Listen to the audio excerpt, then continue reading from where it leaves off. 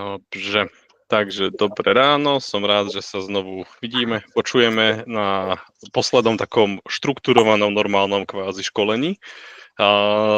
Potom ešte bude jedno sedenie niekedy neskôr, kde cieľom bude také, že skôr, keď budete otázky a odpovede. Takže dneska si prejdeme tak štrukturovane, chcem prejsť nejaké aj overenie skladovej zásoby, dostupnosť, nejaké skladové pohyby, ako sa robia, stavy objednávok, skladové pohyby, nákup si ešte môžeme prejsť, čo je to RFQ, to je taká dôležitá vec, to sa dozvieme všetko dneska.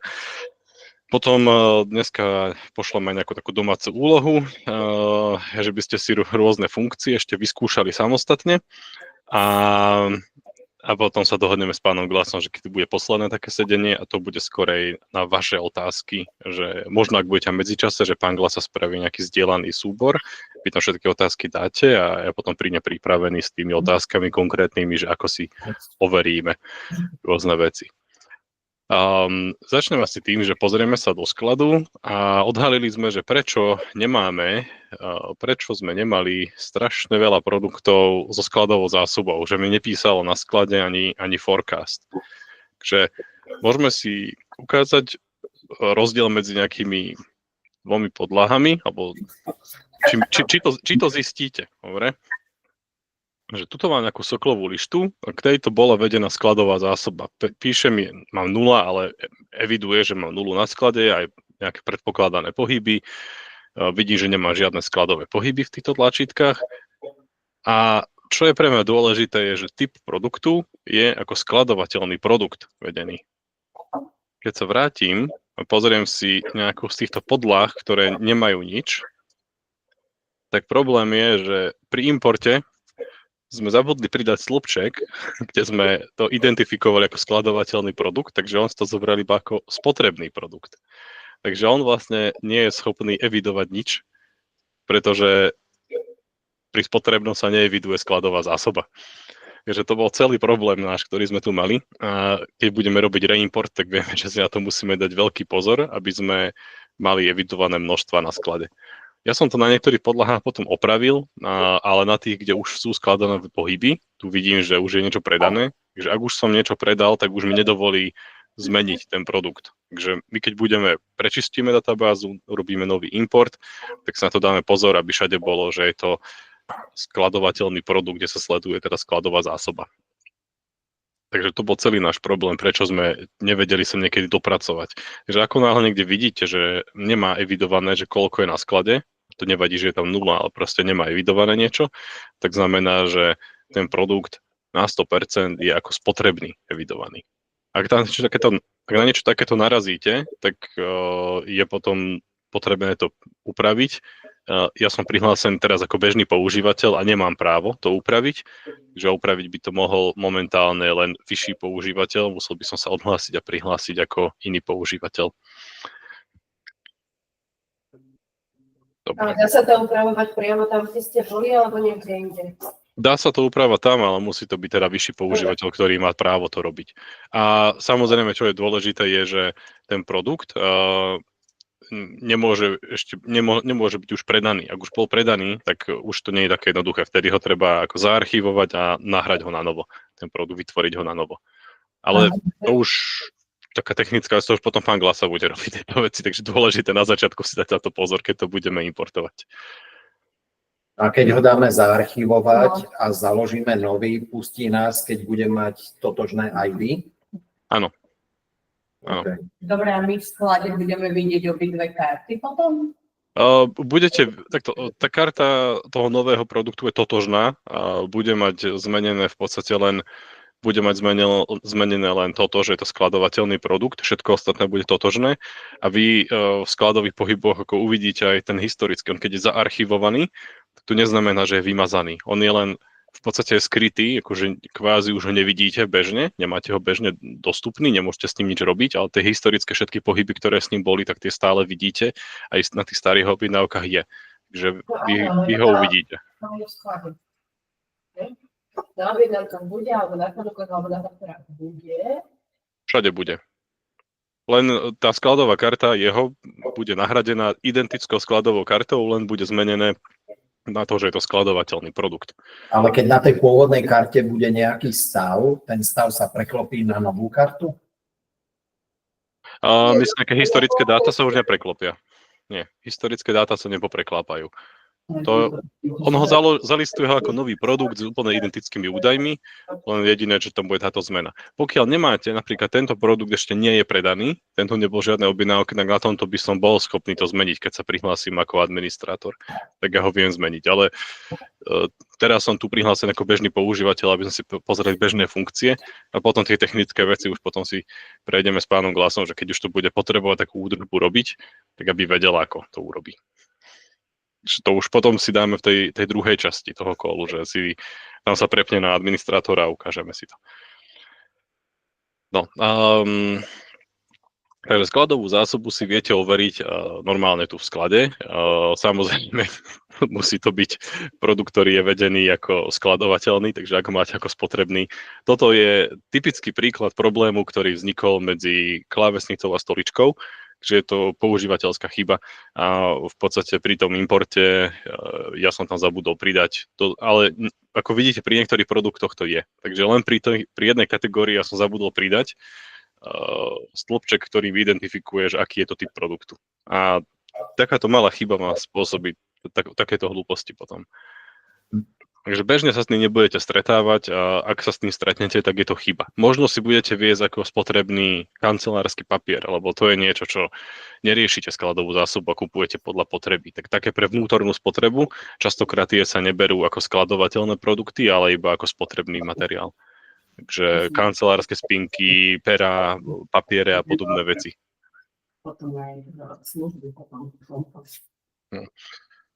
Dobre. Ja si skúsim urobiť zase nejakú pokusnú cenovú ponuku. Mám to napríklad na Janka Hraška a môžem mu pridať nejaký produkt. Keď chcem vedieť, no, tuto mi neukazuje skladovú zásobu, na týchto stĺpčekoch nemám možnosť to urobiť. Môžem si pozrieť kadejaké iné možnosti, ale môžem si dať, že keď si dám pridať produkt, chcem ho vyhľadať cez také menu, že vyhľadať viac. Toto mi dáva iba produktové značky, to si môžem vypnúť ten stĺpček, ten prvý, ak chcem, ale pomáha vám to predfiltrovať veľa vecí. Takže varianta produktu, toto je to dôležité, varianta produktu, kde si pridávate naozaj aké produkty a keď sa dáte, že vyhľadať viac, tak vám nájde aj forecast, že či ide do mínusu alebo nie. Takže tu si viete celkom ľahko navoliť a vidíte skladovú zásobu aj očakávanú skladovú zásobu. Takže napríklad aj pri tomto produkte, čo tu má nejaký voskový olej v Osmo, tak vidím, že na sklade má 0, ale forecast mám nejaký veľký počet a to v praxi znamená, že už to mám objednané a očakávam, že mi to príde v dohľadnej dobe. Na tomto produkte konkrétne, aj na tomto. Keď vidím, že mám skladovú zásobu a forecast je nižší, tak vidím, že už niečo je asi objednané, ale ešte to nebol skladový pohyb spravený, ešte nebol vyskladnený. Ale že mám niečo na sklade a očakávam, takže už mám nejaké pohyby do mínusu, ale stále mám dosť na forecaste. No, trošku sme sa s týmto forecastom ostali také zmetenie, že čo vlastne si máme pod tým predstaviť. Forecast vám dáva už potvrdené objednávky do toho zarádu. Sú to množstva, ktoré sme urobili do objednávok, predpokladám od odberateľov. Hej? Takto, forecast vám ukazuje, to je ako predpoveď do budúcna, takže ak vidíte, že na sklade má viac a forecast je menej, to znamená, že ja mám už spravenú a potvrdenú nejakú inú objednávku na ten rozdielový počet kusov. Takže nejakých 15 kusov mám už objednaný, ak niekto si už zakúpil, ja som už predal, ale ešte som ich nevyskladnil, ešte si ich nebol vyzdvihnúť, ten zákazník, ešte som ich neodoslal. Ešte stále mám na sklade. Že je to stále v objednávkach, ako keby. Áno, ak je to... Áno, musí to byť už potvrdená objednávka a keď je potvrdená objednávka, tak sa to premietne do toho forecastu. Takže ten forecast to je doslova predpoveď, takže a mne to ukazuje, že túto som evidentne predal viac ako 10 000 kusov, ktoré nemám na sklade, tak toto je problém, preto mi to svieti do mínusu červené. Takže ale to je preto, že nemám žiadnu skladovú zásobu evidovanú ešte vodu. toto zase napríklad vidím, že mám síce 0, ale už som si objednal, alebo už je potvrdená nákupná objednávka a čakám, kedy ten materiál príde. Aby sme si to ujasnili, trošku je to také zmetočné, pán Ondruška.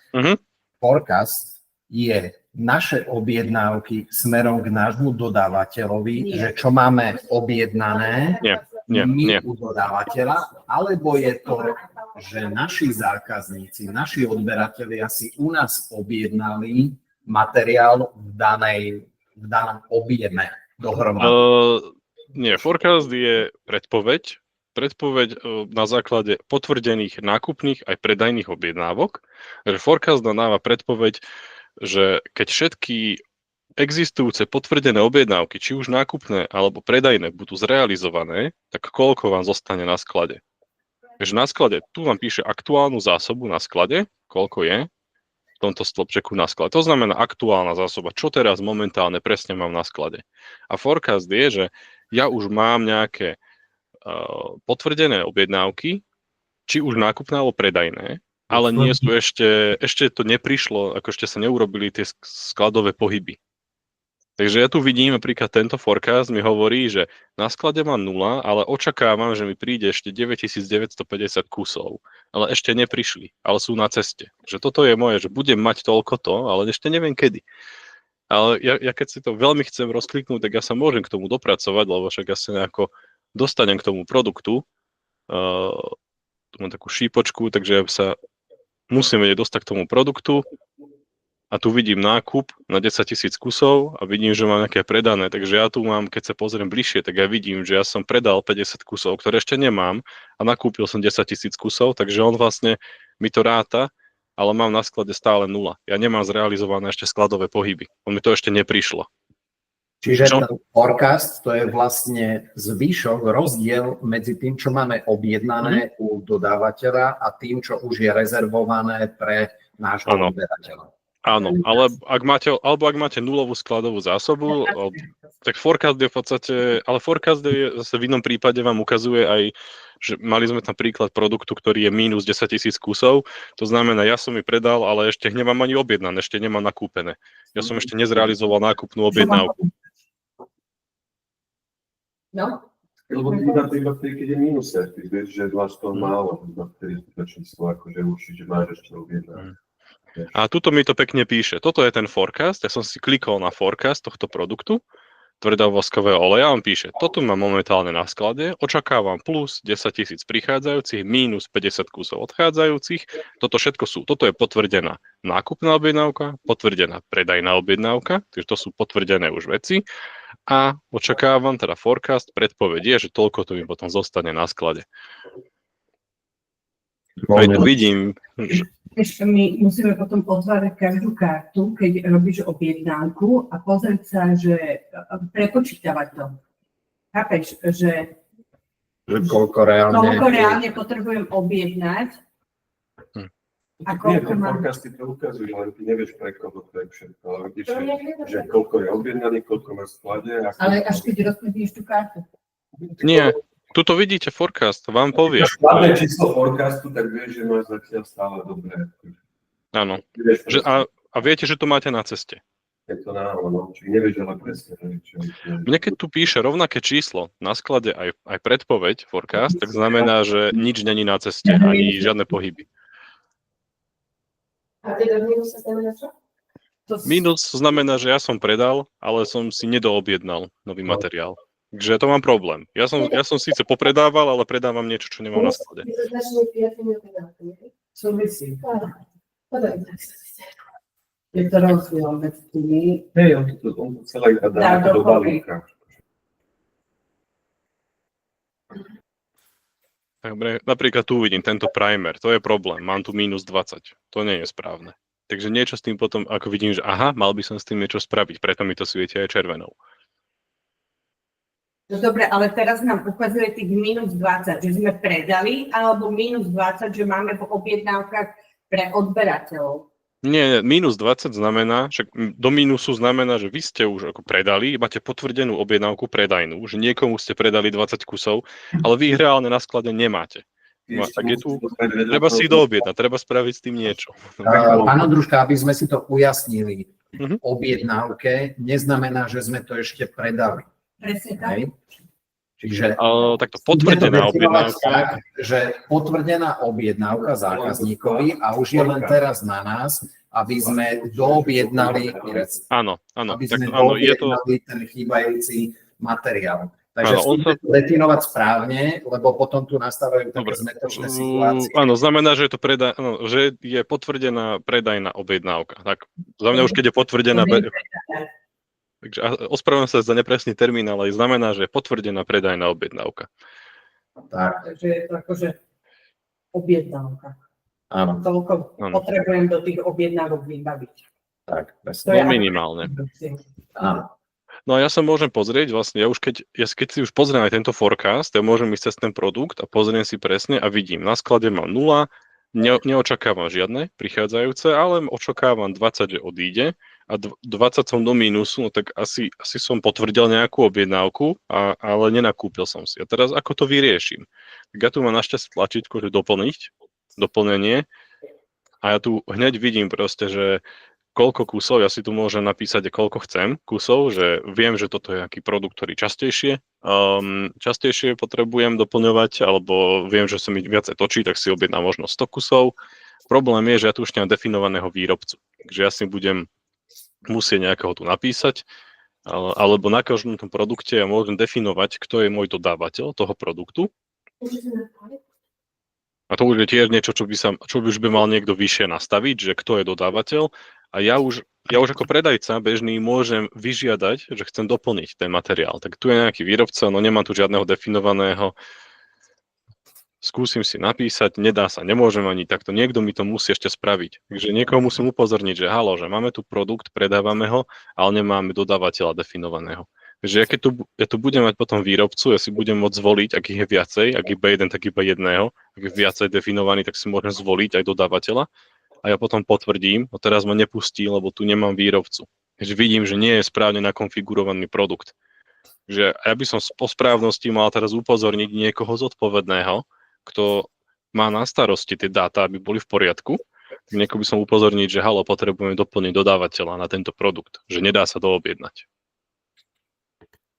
No a vás potom pustí, keď už budete chcieť doobjednať ten produkt, keď už niečo bude, tak vám to vytvorí, ale nebude to ešte nákupná objednávka, bude to len tzv. RFQ, volám to RFQ, teda že Request for Quotation, alebo teda návrh nákupnej objednávky, že žiadate na nákup a nejaký nákupca si to potom možno všetky RFQčka pozrieť, ja z toho vybehnem, on potom v nákupe bude všetko vidieť a on vidí tie stavy. A keď tu vidí stav RFQ, to je presne tá žiadosť na nákup, alebo žiadosť o cenovú ponuku, tak on tu presne takto bude vidieť. Takže všetko, keď bude správne vyplnené a vy tam kliknete, že doplniť, že potrebujete doplniť produkt na sklad z nejakého dôvodu a môžete aj napísať, koľko kusov zhruba potrebujete, tak on tam sem príde, nákupca sa na to pozrie a rozhodne sa, že on už urobí to rozhodnutie, že OK, ale možno to chcem kúpiť, skúsim u iného dodávateľa kúpiť. Iný počet kusov kúpim, možno viac, možno viem, že mám nejakú zľavu, ak kúpim viacej kusov.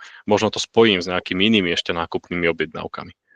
Takže ten nákupca už tým môže potom pracovať. On tu vidí všetky potreby, ktoré prídu. Takže predajca by tu mal mať, predajca je to mal úplne jednoduché, že mal by len kliknúť, OK, tento materiál potrebujem doplniť. Proste, ale vytvoriť túto žiadosť. A keď je tu RFQ, takáto žiadosť iba o cenovú ponuku, tak to znamená to vám ešte nejde do toho forecastu. Do forecastu to pôjdeš, keď je potvrdená nákupná objednávka. Takže v tom RFQ je to taká žiadosť, že treba to spracovať ešte. Niekto sa s tým musí ešte tomu venovať. A nie všetky produkty to majú definované teraz, že kto je dodávateľ toho produktu. Ja si to môžem pozrieť, že môžem ísť na sklad, pozriem si produkty, tieto voskové oleje, myslím, že tie majú definované. A keď si pozriem nákup, tak vidím, že kto je dodávateľ, za akú cenu to kupujem a aj koľko mám dní na dodanie. Akože za koľko dní mi to dodajú, keď si to objednám. Na túto, teda ja ako bežný používateľ nemôžem si svojvoľne teraz vyplňať dodávateľov na všetky možné produkty, ale napríklad tento produkt a tento vidím, že mám nejaký už predpoklad na sklade. Keď sa pozriem, tak aj vidím, že koľko mám na sklade, neprichádza nič, odchádza, koľko mi zostane. Ak chcem, ja môžem aj tu doplniť, mám tlačítko, alebo aj na tej skladovej karte máš doplnenie. A tu, keď vidíte, tu si môžem zvoliť už konkrétneho výrobcu, lebo je definovaný výrobca a môžem si objednať a poviem, OK, ešte 100 kusov chcem, alebo 100 kusov. Potvrdím a už je vytvorené. Hore mi píše, že vytvorila sa táto objednávka na doplnenie, ale ona je stále ešte v tom stave RFQ, že nákupca to vidí a nákupca s tým ešte môže niečo spraviť. Nákupca ešte sa môže rozhodnúť, že tu má nejakú jednotkovú cenu, mernú jednotku množstva a on proste môže ešte komunikovať s tým dodávateľom, môže pozmeniť a môže aj poslať potom teda rovno e-mailom dodávateľovi túto nákupnú objednávku. Alebo on môže sa pozrieť, či ešte nemá pre tohto dodávateľa niečo, že by ešte chcel a doplní, aby sa ušetrilo na poštovnom napríklad a pridá sa viacej produktov a tak ďalej. Takže nákupca s tým ešte môže potom pracovať. Aha, tu mám zlú DPH napríklad nastavenú, tak vidím, že aha, niečo ešte nie je správne nakonfigurované na tomto produkte. Že toto nesedí, tá DPH. Nákupca presne tieto veci môže vychytať všetky. To som nezobrala. No, takže... Toto my si vlastne musíme na každom jednom produkte definovať s tým pádom, hej? Kto je dodávateľ? No. Áno, treba definovať na produktoch, kto je dodávateľ, ale stačí to nie na každom jednom variante, a on v podstate to zadefinujete na tie produkty vy máte rozdiel, či je ako produkt, keď vidíte, že produkt, tak vidíte ten produkt, ktorý má pod sebou všetky ostatné varianty. Aha, tento má 90 variantov a vy to nemusíte na každý variant, vy to zadefinujete raz na tom produkte a predpoklad je, že všetky varianty sa nakupujú u toho istého dodávateľa. Že už keď môj predpoklad je teda aspoň taký, že keď kupujem tú podlahu Bergen Pro, tak každý jeden variant hádam kupujem od toho istého dodávateľa, že ten mi dodáva všetky tie varianty farebné toho Bergenu, že tu má všetky farby. Predpokladám, že to nemáme, že každý odtieň kupujeme u nikoho iného. Presne tak. Takže zase nie je to až taký ortiel to tam nahrať, ale samozrejme treba to zadefinovať. Môžeme sa to pozrieť, že by sme to pri importe skúsili spraviť, ale na to sa môžeme ešte pozrieť, že by sme to skúsili zjednodušiť a naimportovať spolu. Tak. Takže v podstate pre bežného používateľa, keď predávať niečo, vidíte predpoklad, tu to nevidíte momentálne, pretože toto je vedené ako spotrebný tovar, takže toto je zle naimportovaný produkt, ale ja viem, že mi dochádza, potrebujem doplniť, tu budem mať vyberiem si niekoho z dodávateľov, môžem tam mať koľko chcem dodávateľov, môžu mať rôzne ceny nastavené, rôzne dodacie doby, takže dá sa rozhodovať podľa rôznych faktorov, že tlačí mi čas, tak môžem zobrať dodávateľa, ktorý to vie dodať rýchlejšie, aj keď to bude o trochu drahšie. Alebo čas nie je problém, tak to zoberiem u toho, kto to dodáva najlacnejšie. A zadefinujem si, koľko chcem kúpiť tých balení, napríklad 150. Teraz ma nepustilo, nemám výrobcu, ale keď potvrdím, tak automaticky mi vytvorí návrh nákupnej objednávky a už potom sa na to pozrie ten nákupca. Takže niekto, kto schvaľuje tie všetky nákupy, tento potvrdí. Otázka, kto už to bude, ten nákupca, a aké sú právomoci, že kto potvrdzuje nákupy, ale to už sa nastaví potom podľa dohody, že kto bude mať právomoc robiť tieto nákupy všetky. Ja si myslím, že momentálne to máte nastavené, že môžete si aj sami popotvrdzovať, že všetci asi. Ja sa pozriem teraz, ja som vytváral toto RFQčko a vlastne ja ho môžem potvrdiť hneď teraz. Takže evidentne máme zatiaľ nastavené, že každý môže potvrdiť tú nákupnú objednávku, každý bežný používateľ. Toto sa dá orezať, že nebude môcť, ak sa podľa dohody, že kto bude môcť a nebude môcť vytvárať nákupné objednávky, potvrdzovať. Takže to sa dá dohodnúť samozrejme, nastaviť. A to už je o procese, táto vec je o procese. Ale takto si vytvoríte jednoducho Toto je najjednoduchší spôsob, ako vytvoriť tie nákupné objednávky, že priamo z toho produktu, keď nám dochádza, dá sa potom ešte nastaviť aj pravidlá do objednávania, ale to už je potom asi na diskusiu skôr s pánom Glasom, že pravidlá do objednávania, ak na niečom potrebujete mať nejakú skladovú zásobu, toto si bežný používateľ už neurobí, to zase musí byť administrátor a ten si môže nastaviť tie doobjednávacie pravidlá, že držím skladovú zásobu produktu A v rozmedzi od 20 po 100 balení. A ako náhle mi klesne predpoveď pod tých 20 balení, tak automaticky mi vytvorí takýto návrh, takéto RFQ mi vytvorí na doobjednanie, ale stále to niekto musí potvrdiť, že to chce naozaj doobjednať.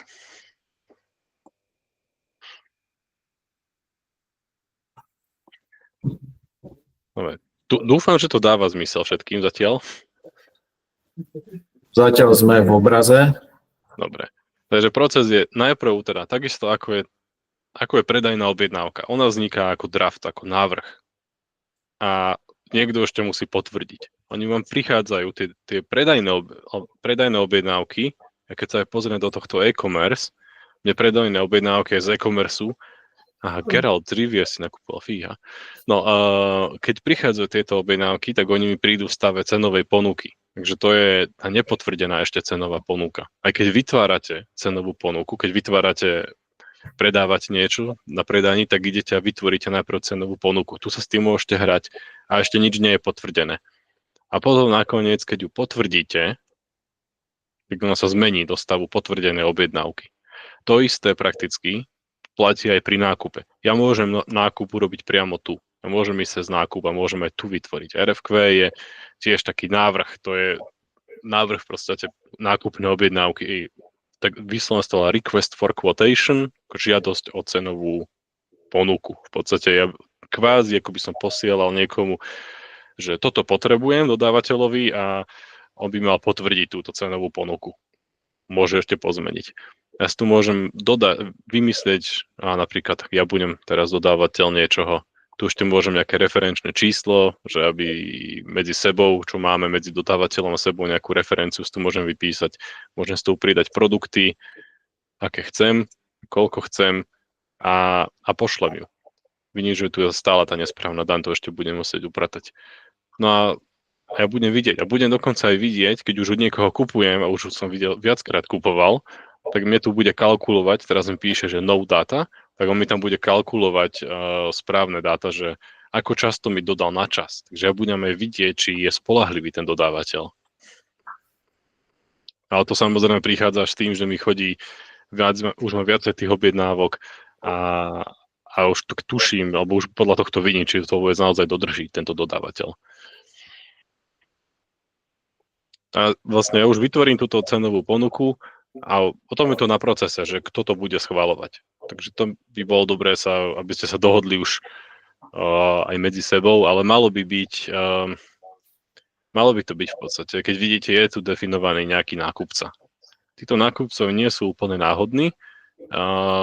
Na produktoch, keď sa pozrieme na produkt, tak ja tam mám definované teda na tom produkte sú definované v nákupe, že kto je výrobca.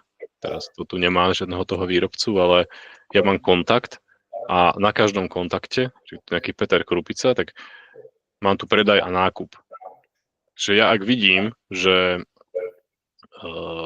môžeme si definovať, kto je obchodník, kto je hlavný predajca pre tohto zákazníka, ale kebyže je tento zákazník môj dodávateľ, tento kontakt môže byť môže mať rôzny vzťah, takže ja môžem byť, že to vzťah s ním, že je to môj dodávateľ a ja môžem mať, že kto je nákupca.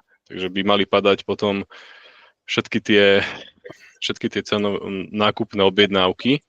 Ak niekto urobí takú tú doplňujúcu, že RFQ doplňujúce, tak si všimnete, že tento Ashkecham, ja som vytvoril pred chvíľočkou túto objednávku ako RFQ, ale nákupca je pani Kolárova. Ona bola definovaná na tom kontakte. Skúsim si ho nájsť, ten kontakt. Tento je tu.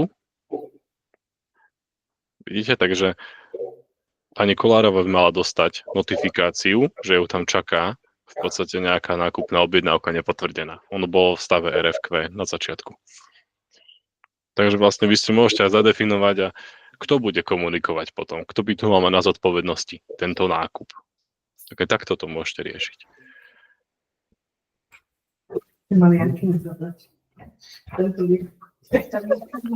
Ono to je veľa na začiatok, ono to nie je až také komplikované, keď sa do toho dostanete a začne to dávať zmysel, proste začne to dávať všetko zmysel. Je to samozrejme relatívne strašne veľa informácií naraz a tie systémy sú veľmi poprepájané.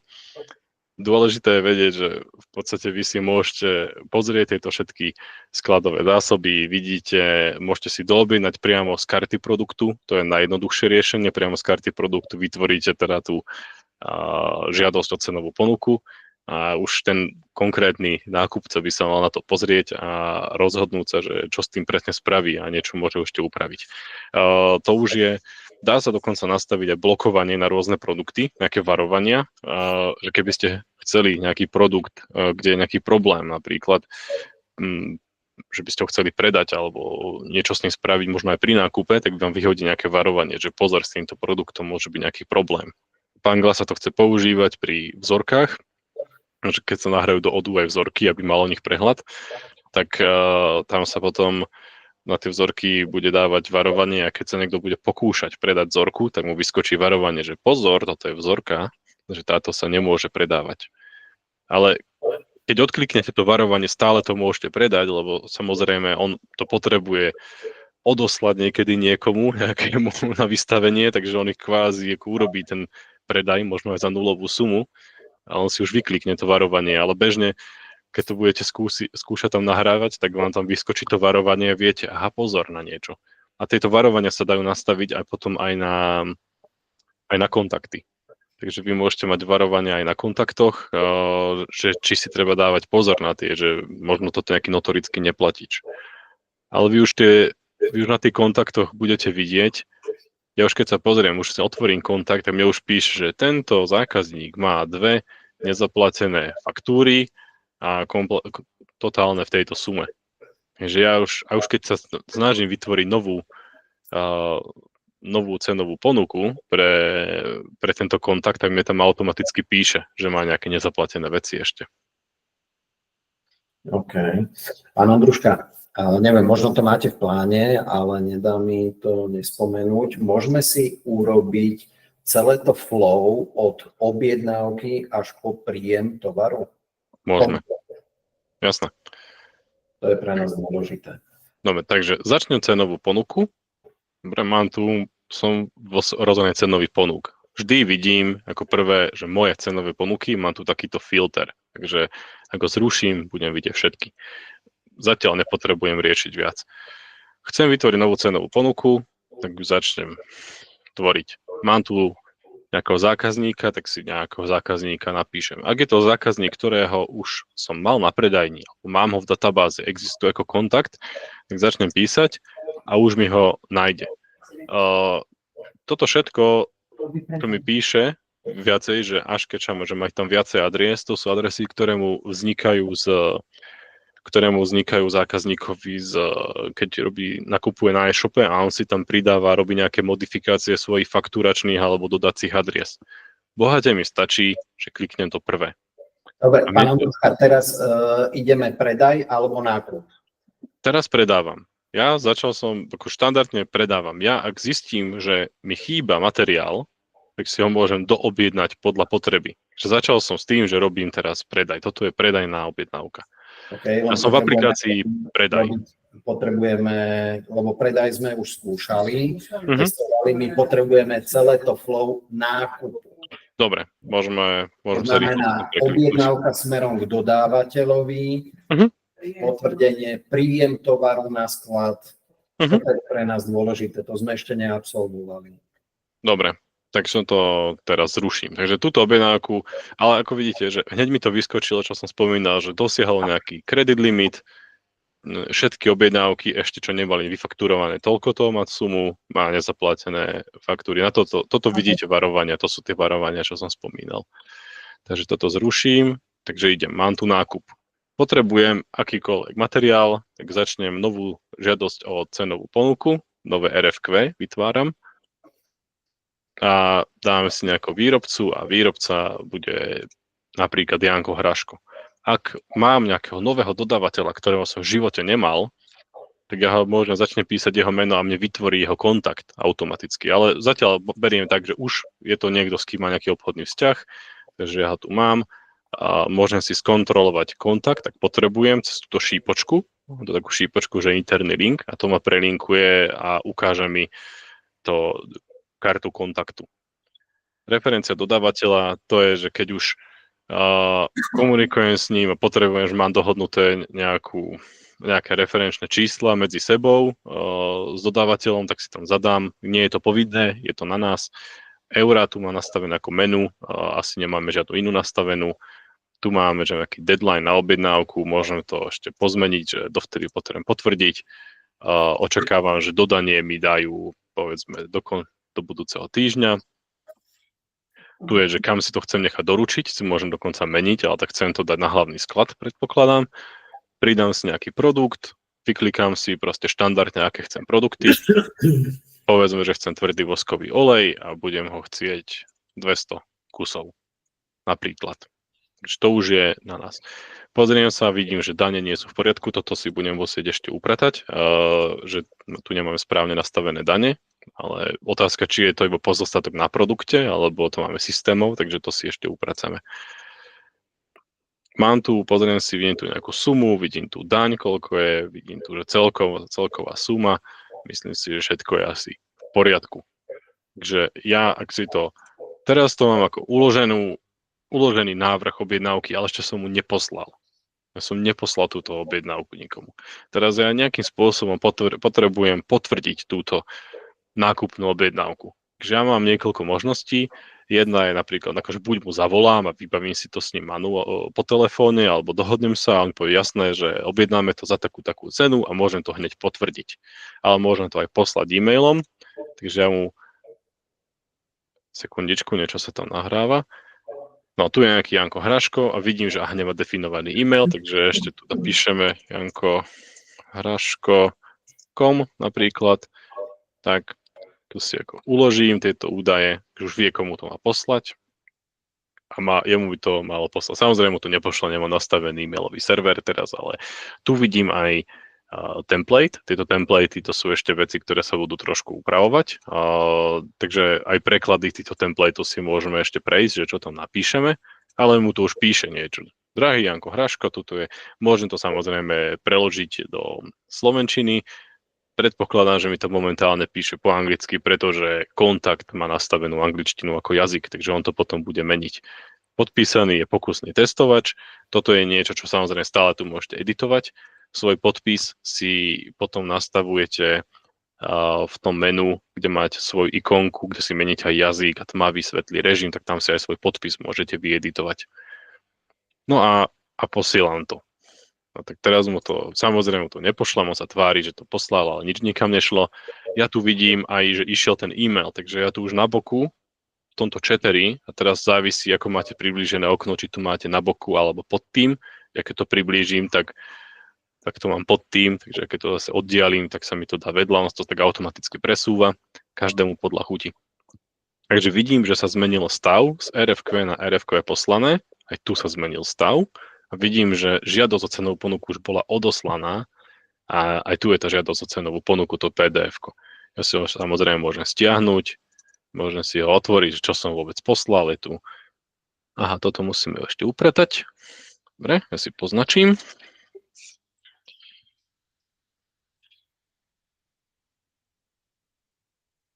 Tak, to na programátorovi upratať, aby to nebolo takéto škaredé. No a vidím, že tu nejaké žiadosť o cenovú ponuku a čo a vlastne nejaké množstvo. A ja čakám, že on mi pošle naspäť teda nejakú cenovú ponuku, že za aké ceny to bude a tak ďalej a dokedy očakávam, že mi to pošle tú cenovú ponuku. No a keď mi to potvrdí nejakým spôsobom, možno pošle e-mail, potvrdíme si, upravíme si potom nejaké ceny ešte prípadne. Teraz tuto sa mi to posúva, lebo som kadejako nastavoval okienko, ale tu sa mi jednotková cena ešte môže zmeniť všetko, tak keď to už bude dohodnutý teda s dodávateľom, alebo možno už mám zmluvne dohodnuté ceny, tak to vôbec neriešim a rovno potvrdzujem, ale už si to potvrdím. Mám potvrdenú objednávku a čakám teraz na dodanie. No a mne tu vyskočil Smart Button a toto je príjem potvrdenka, to je skladový pohyb. Takže ja môžem veľmi rýchlo napríklad aj tu sa prelinkovať na to a dostanem sa na skladové pohyby. A tuto už čakám, toto je príjemka, potvrdenka, že prichádza niečo na sklad a mi tu píše, od koho? Od dodávateľa Janka Hraška na cieľovú lokáciu a toto je hlavný sklad príjem, takže na príjem to očakávam, že mi to príde.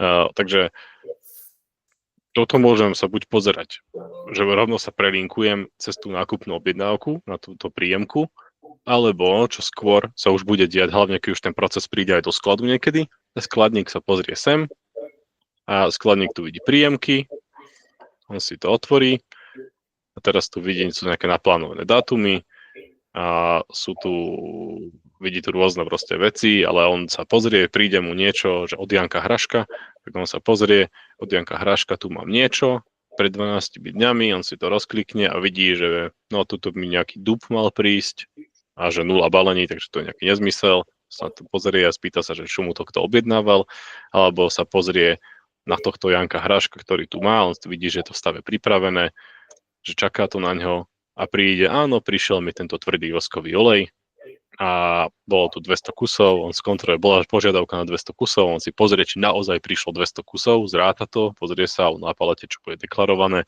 a povie, OK, ale mne tu prišlo len 180 kusov. Takže on ešte môže upraviť číslo, že toto je realita, čo prišla a potvrdí.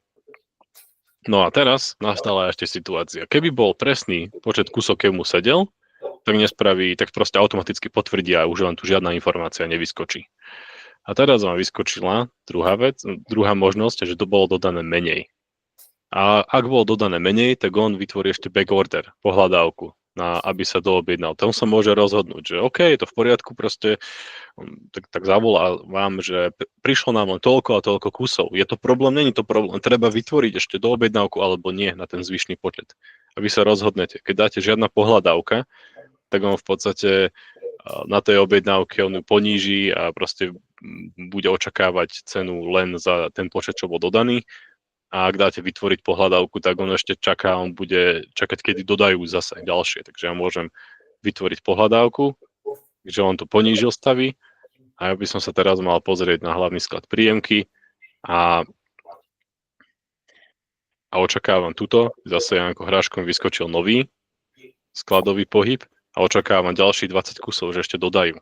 Takže možno príde ten šofér, donesie materiál a povie, jedna paleta sa mi nezmestila, donesiem zajtra. Takže on takto ešte môže urobiť ten backorder, že čaká na dodanie ďalšieho tovaru. A už potom príde zase na druhý deň, on z teba rozklikne, pozrie sa, Janko Hraško doniesol, ešte malo byť 20 kusov, doniesol 20 kusov, výborne, potvrdím. A je to potvrdené, bum, hotovo, je to na sklade. Proste takto je zaevidované, že mám tento produkt už na sklade. Ja chcem vedieť, či naozaj mám, tu mám tento produkt, ja sa na ňo prekliknem a sa pozriem, mám na sklade materiál. Takže mám toho dosť na sklade. Tu si môžem pozrieť nejaké predpoklady, forecasty a už v týchto forecastoch aj vidím, čo sa mi trošku dialo. Že tu som mal nejakú objednávku do mínusu, tu som mal niečo do plusu a ešte sa doobjednalo, dokúpilo viacej.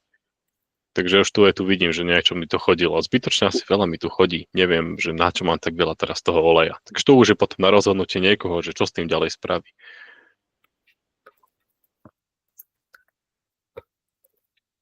Ale dá sa preklikať proste skoro zovšadiaľ, skoro kdekoľvek. V rámci CZODu sú tak logicky poprepájané tie veci. Vy ak sa potrebujete dostať na proste skoro všetko s tým ukážete. Môžete tu vidieť aj in-out, takže tu vidíte pohyby, ktoré sa s tým diali, s týmto materiálom. A tu vidím, že niečo sa mi len presúvalo medzi regálmi. Tu vidím proste, to boli vnútorné pohyby a toto sú všetko už zrealizované pohyby, ktoré boli. Aj tu mám filter, že hotové, takže môžem ešte zrušiť. A ešte, že tuto ešte sa ale očakáva na nejaké pohyby. Takže ja evidentne tu vidím, keď sa na toto pozriem, že očakáva sa, že niečo asi idem predávať, tento materiál vyskladňovať by som mal a čaká sa, kým vychystám z regálu do vychystávacej zóny, takže už som si to tu v rámci z príjemky alebo z príjmu som si to už zaskladnil na konkrétny regál, na konkrétnu skladovú pozíciu. Takže ja to mám na konkrétnej lokácii a presne viem, kde to mám a ten produkt budem vedieť, kde ho mám hľadať.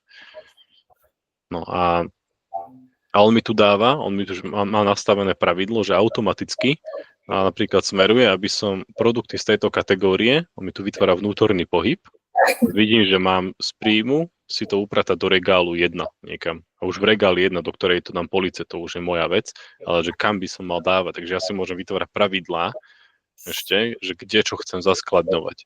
A to už je potom zase, keď naozaj začne ten skladník s tým pracovať reálne.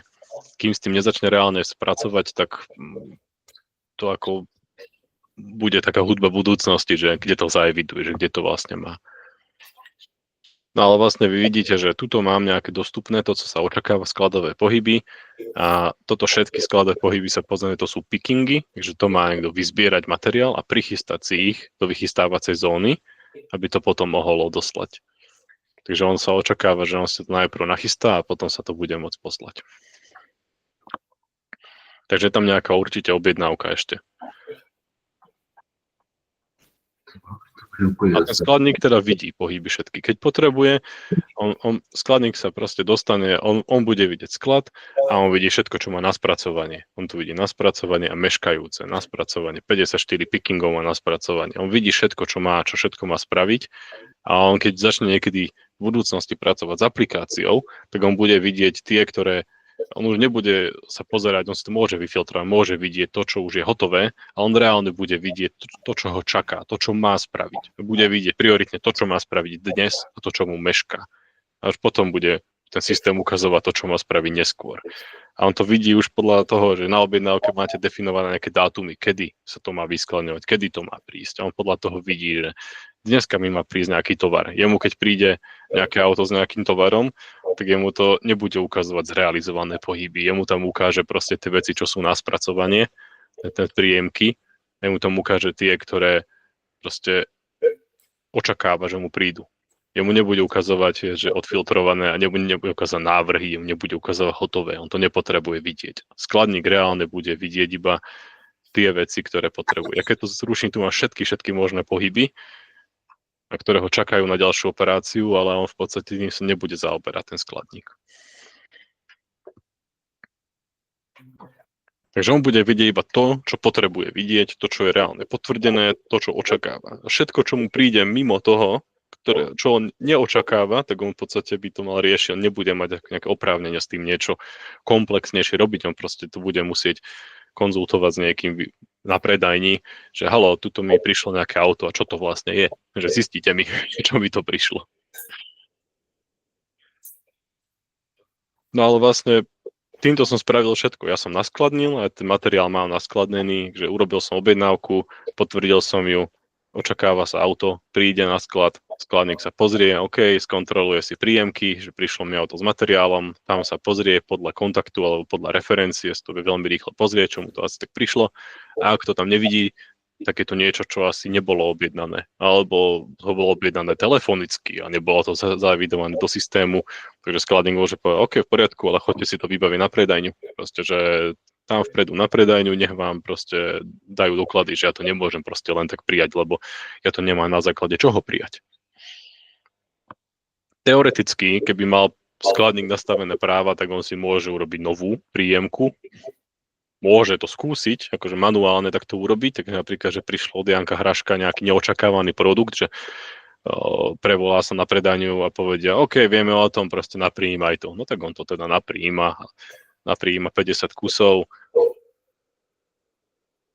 Aha, balene, nič, tu mám 50 kusov, mi proste prišlo. Tak napríjmam to. No on to môže potvrdiť, proste áno, v niečo mi prišlo, on to môže takto aj manuálne potvrdiť. No ale potom sa to horšie páruje s tým, že čo to vlastne bolo, aký on nemá zdrojový dokument, on nevie, odkiaľ to prišlo. Ale proste, ak on si nebude vedieť dať rady, tak aj takto sa to dá spraviť, proste manuálne to napríjma aj s tým, že to nie je spárované so žiadnou konkrétnou objednávkou. Ono sa to môže diať samozrejme, tak ako ste povedali, že môže byť telefonická objednávka. Áno. A tým pádom tomuto príjmu nemusí predchádzať žiadny iný doklad. No áno, aj tá telefonická objednávka by bolo správne, aby bola zaevidovaná systémovo. Môže sa stať, že niekto to neurobil, takže ako minimálne budete mať poriadok na sklade. Od koho prišlo, kedy prišlo a čo prišlo. Máte v tom poriadok, aspoň v tomto smysle. To, či už to máte s niečím spárované, no tak to už si potom budete riešiť na pozadí, nejaké veci s tým spojené. Ale minimálne vie to ten skladník prijať, že nie je to len, že len zobere, položí a napíše si na papierik. On to proste vie systémovo prijať. Nemal by to robiť len tak, keď tomu nič nie je, mal by po správnosti by sa to malo na predajni, možno doriešiť s niekým konkrétnym, s nejakým nákupcom a ten by mu mal tieto pohyby spraviť na pozadí, aby to skladník mal len prijať, aby bolo jasné, s čím je to spojené, lebo ten skladník možno nevie. Proste on nevie, od koho to berie presne. No ako otázka, do akej miery sa idete spoľahnúť na to, že skladník to spraví všetko správne, že vám tie údaje vyplní. Takže ale minimálne to, aby to na tom sklade bolo, aby tam bolo správne množstvo a správny produkt, to vie spraviť a máte správnu skladovú zásobu, túto informáciu. Otázky? Nitroglycerín podjazyk. Nie, že vlastne to, počkaj, takto, že s tou objednávkou vytvoríš hneď príjemku, ale keď dostaneš do ruky faktúru, to znamená, že prvá bude vytvorená príjemka, potom budeš párovať s tou faktúrou, predpokladám. No to si potrebujeme teraz ujasniť. No. Ja tak som to pochopila, lebo tým potvrdením jemu dojde ako keby ten návrh tej príjemky, ktorú on už vidí v tom sklade. Cez to potvrdenie tej objednávky, kde nahodíš presne tie ceny, množstva, ktoré by mali prísť. Skladník nevidí ceny, toho netrápi. Ale že my ich vidíme v systéme, keď ich potvrdíme. Skladník nerobí žiadny príjem, aktuálne všetok príjem sa robí vlastne u nás. Áno.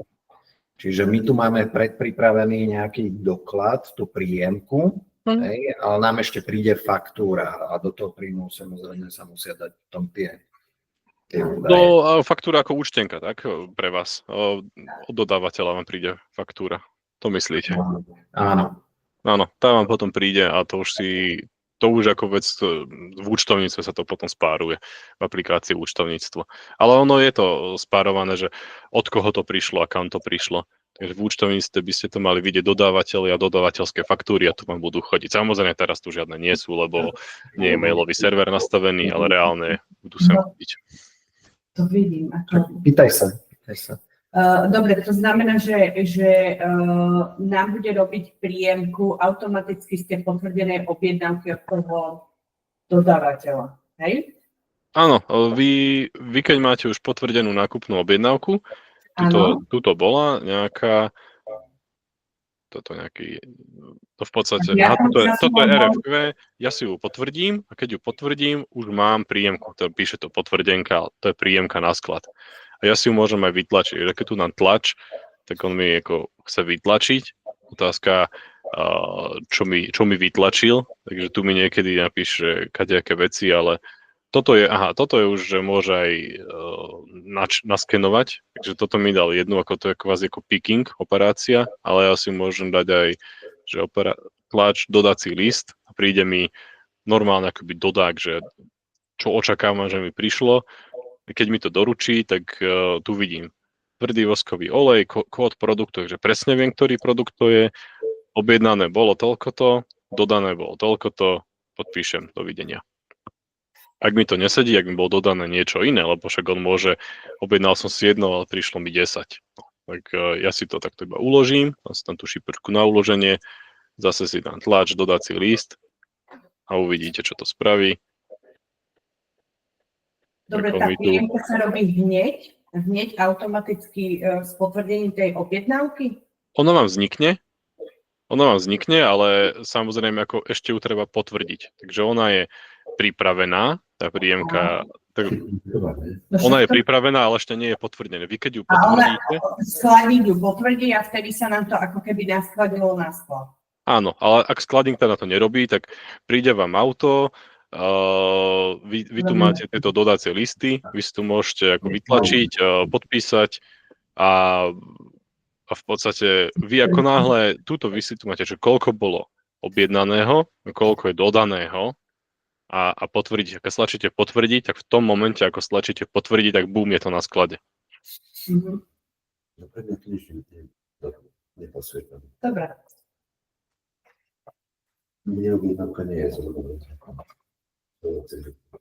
Pri tom príjme sa tam nedefinuje na základe akej faktúry? Asi nie, to sa potom príjme. Tu máte zdrojový dokument, že z čoho to vychádza. Účtovník, vieš. Áno, Že my, presne, no. Vy sa tu môžete pozrieť, z čoho to je. Takže tuto vidíte, že zdrojový dokument a na boku ho máte že s linkom. Tak vy sa na to môžete kliknúť a vás to prelinkuje na ten zdrojový dokument.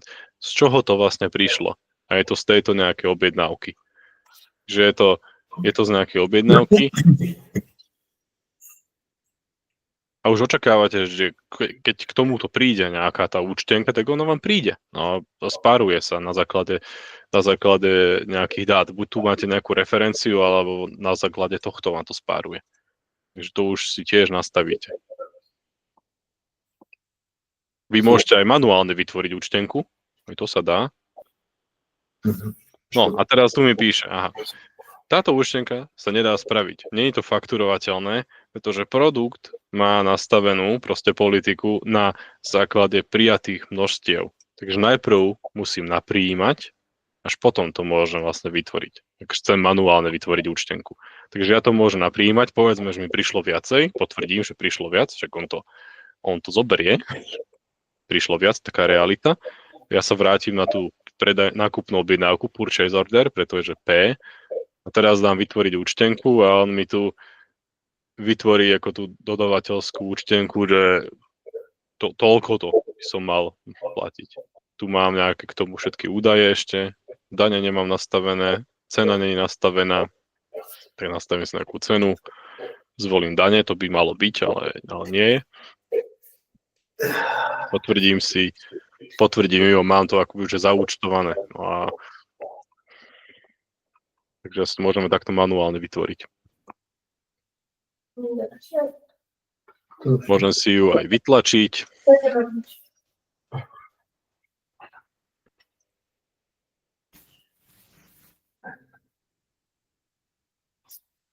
Čiže to je prijatá faktúra k tomu pohybu. Môžem si ju vytvoriť aj takto. Ja. Ako účtenku. To si myslím, akože my vytvorili ako svoju. Ale tak tento systém neráta s tým, že my tu to vieš, že spárujeme, že my tu nahráme faktúru, nie do vlastne kníh došlých, prijatých faktúr a podľa toho vlastne vytvárame príjemku. To ide najprv príjemka a potom to spárováme s faktúrou. Vy si môžete nastaviť aj naopak ten systém momentálne nastavený tak, že vlastne až na základe prijatých množstiev vlastne sa môže vytvoriť tá účtenka. Ale to je otázka, že ako to chcete robiť, dá sa to zmeniť, dá sa to urobiť naopak.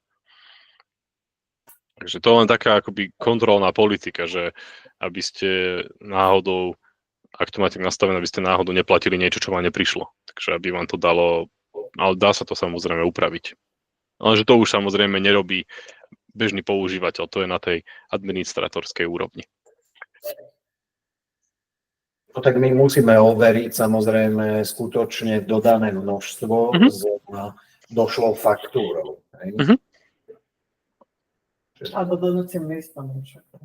No však áno, v dodací list tiež musí korešpondovať s faktúrou. Hej, áno. väčšinou sa to robí tak, že to robia súbežne, alebo nie, ale mňa iné zaujíma, že keď tú účtenku, čo je, že robiť ako príjem cez faktúru, a máme viacej tých objednávok vystavených pre toho dodávateľa a dojde mi z tých viacerých objednávok len určité položky, tak ako to tam do toho nápadu je do toho príjmu, akože do tej buď účtenky alebo do toho príjmu, vieš, že ako?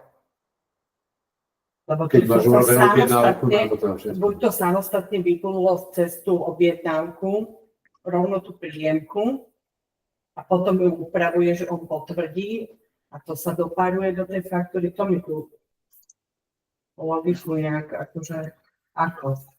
Keď príde len časť Áno, časť tovaru, toho. tak ty vlastne stiahneš tú príjemku a tiež tam na konci vlastne... On ju akože upraví, ale potom tú účtenku... Tie položky, ktoré neprišli, by sa mali dať vymazať na systém. Takto, toto je presne to, že ja som napríklad na tomto tovare konkrétne, ja som odsud cenovú ponuku, kde som mal, že sa to rozdelilo na dve časti, že som naprijímal najprv 180 kusov a potom som nechal ten back order, že zvyšných 20 kusov.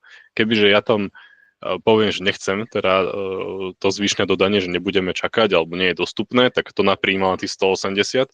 Vy keď sa sem vrátite a budete to chcieť ako urobiť tú účtenku, a on už vlastne je vytvorená nejaký draft, tak ono by to množstvo už bolo ponížené podľa dodaných množstiev. Takže podľa reálne dodaného množstva by on to automaticky ponížil. Že on si tu nebude robiť... Keď potvrdí akože menej, tak tým pádom sa nám zobrazí už len toľko, koľko je. Áno, on vám to poníži podľa reálne dodaného množstva. Tak to treba vyskúšať. To budú také pokusy, budeš mať domácu úlohu, že nech si to vyskúšate. Pán Glasa vravel, že nie všetci budete v práci budúci týždeň, takže sa dohodneme, že kedy bude ďalšie také s tými otázkami, že už prídete s vecami, čo ste poskúšali a s nejakými otázkami a prejdeme si v podstate také tie takzvané okrajové prípady to voláme, že môže sa také hraničné veci stať, že s čím sme nepočítali, že niečo sa stane, takže to všetko môžeme ešte vyskúšať. Ja vám potom pošlem teda nejaké zadanie, takže pár vecí, čo by ste mohli vyskúšať ako domácu úlohu si spraviť. A my ešte teraz by sme si mali dať nejakú krátku pauzu a potom budeme pokračovať možno s tými komplexnejšími vecami niekde, čo sa dejú na pozadí tie administratorské funkcie. Nejaká otázka? Musím si to vyskúšať, lebo to... Dobre, ja odstavím už nahrávanie teraz. Tak.